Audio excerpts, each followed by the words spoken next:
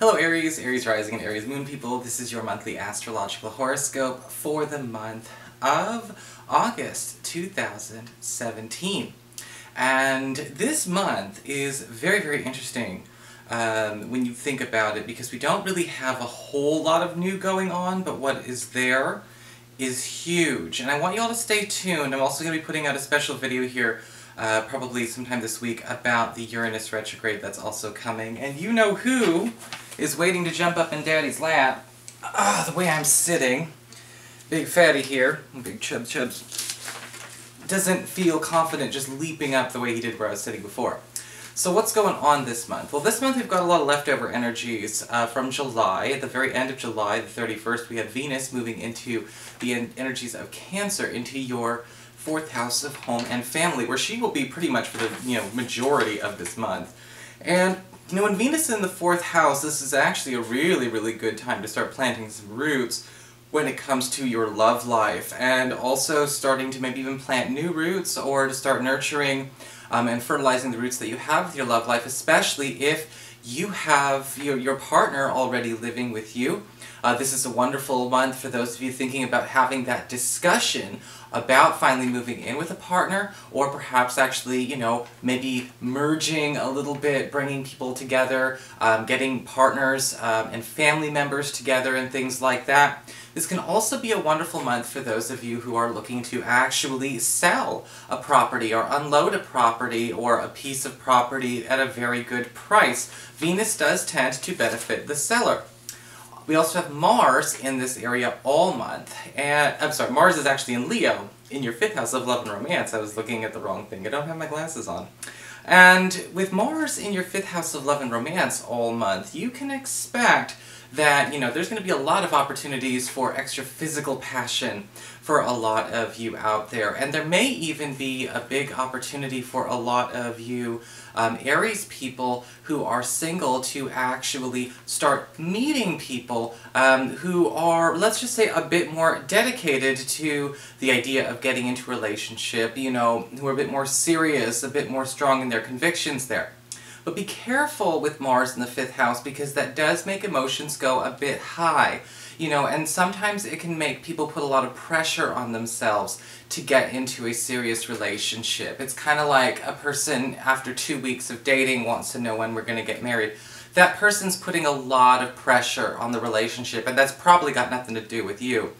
Now, does that mean it's a bad relationship? No, absolutely not. But this month, it's just important to mind where Mars is going to raise the energy, and, keep in mind who is capable and who's not capable of kind of keeping that grounded in good sense, so we can enjoy the good stuff that comes from Mars, bringing all that loyalty and all that bonding and all that good time to the, bringing that to the forefront as well. Oh my god, will you pick a spot?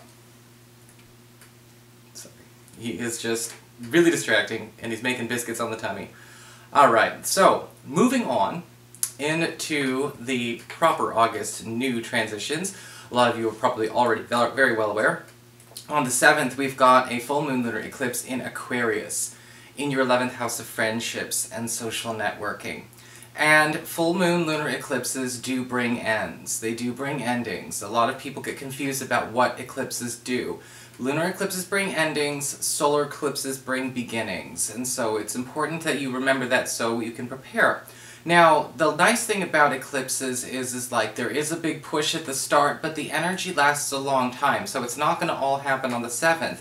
Some of this may not actually start to finish or resolve until we get to the end of October, beginning of November. And this lunar eclipse is falling in that 11th house. When we talk about friendships and social networking, we talk about actually a division with the lunar eclipse. We may be losing a friend, walking away from a friendship circle. We may be deciding that we've had enough of a friendship or a social group or a social environment that has become very hostile, or it doesn't seem to be going anywhere. It's not nurturing, we're not treating each other like good friends, we're not even behaving like good people. And so with Aquarius's, lunar eclipse, there may be some kind of event that sort of starts the countdown for you to be walking away from this person or from these people. On the 12th, you better hold this closer to me, on the 12th we do have Mercury turning retrograde in Virgo, in your 6th house of reputation, your schedule, your work life, as well as your physical health. Now, Mercury retrograde in the 6th house has one good thing going for it, and that's the fact that it does help us to actually get something that has gone out of control under control. Whether it's weight, blood sugar, blood pressure, something where, our levels are a bit off, Mercury retrograde actually gives us an opportunity to turn back the clock on whatever that issue is. However, from the 12th going on through the rest of the month, you may be finding out that this, your schedule is really, really hard to pin down. It's not necessarily going to be something that is going to stay consistent from week to week. You may think you may already work just a 9 to 5, you may work for yourself and have your own schedule set. Just be prepared. Customers could be taking a longer time, you may be staying at work late, you may be working completely different shifts a lot this week, or the opportunities will be there. Luckily with Mercury retrograde though, this could be an opportunity if you're looking to make a transition back to a more desirable schedule or back to a more desirable work crew that you'd like to work with. You're going to be allowed to take that for a bit of a test drive and see if that's how long you want to stay there. On the 21st of the month, we do have our solar eclipse in Leo, in your 5th house of love and romance and your relationships with your kids. And it's also going to be forming a very fortuitous trine to Uranus, currently, again, in your sign. So there's going to be some kind of huge surprise breakthrough in this area. This could actually be a wonderful time for a lot of you looking to actually conceive children or to expand or grow your family. This could actually be the beginning of that window period, again, from about August through November, to conceive. This could also be a great omen for those of you who are looking, again, to get into a more serious type of relationship. You may be noticing a partner, a love interest, getting a lot more serious. Sometime over the next few months, you may be talking about getting engaged, talking about getting married. We've already got Venus in this 4th house of home and family around this time, and so we're also talking about planning those routes. So your love life is going through a really, really nice alteration this month. And this eclipse, again, remember, the solar eclipses are new beginnings. This could bring new love for a lot of you as well, and because Uranus is involved, sometimes this does involve, something that is a surprise. Something catches you off guard about this new love opportunity. Something about this is totally random, possibly by accident. And again, over this window period we see coming up, we'll get to see how it goes. On the 22nd of the month, we've got the Sun moving into Virgo, alright, into your 6th house of work, reputation, your physical health, once again. And we are talking about focusing on mending any kind of chronic health issues, or actually getting more out of the treatments that you are on. If you are on any kind of medication, if you're taking any kind of, doing any kind of therapeutic routine for yourself, the Sun can also put a spotlight on your work and on your earnings. It's not as strong as though it would be in, say, the 10th house or the 2nd house, but we are seeing it bring in a little bit of extra income towards the end of this month as well. The Sun in the 6th house does put you in a position to be seen. It's, when we talk about your reputation, all through the duration of this month, going up well into the 3rd week of September, from the 22nd of August, you may be noticing you're a lot more popular. You're taken out of obscurity. If you feel like people haven't been noticing you, you want to get called on more, you want to get seen. This is the kind of energy you want to see. On the 25th of the month, we've got Saturn turning direct.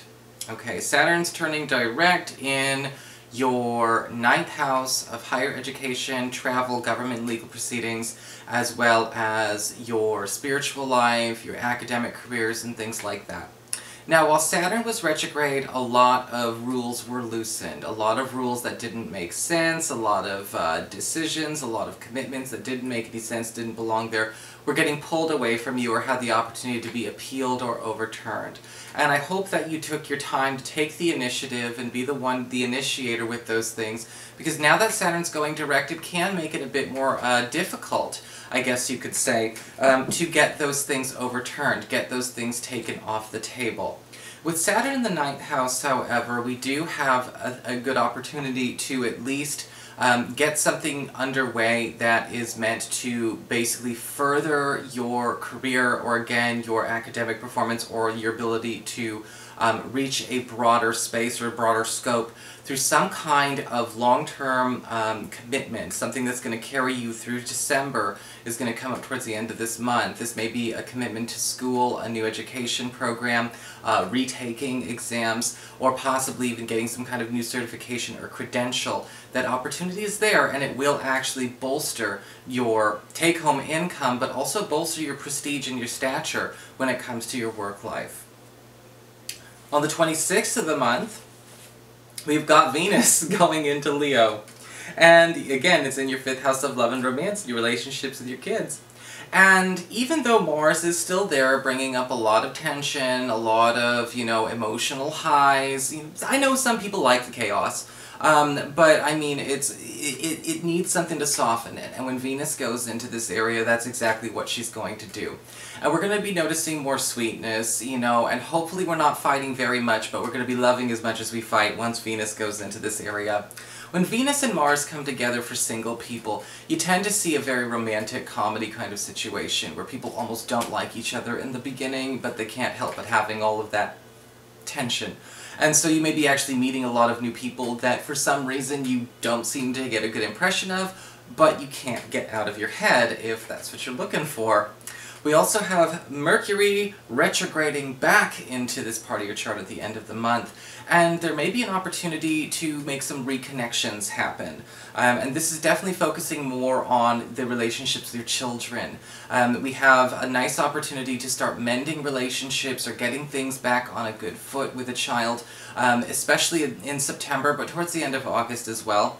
Mars being there can create some hostility when it comes to our relationships with our kids, and all month it's going to be there. But with Venus and Mercury retrograde towards the end of the week, that would be a better, and end of the month, excuse me, that would be a better time to initiate those serious talks and not worrying about having it turn into anything, too stressful. We could actually get some real good amendments going there.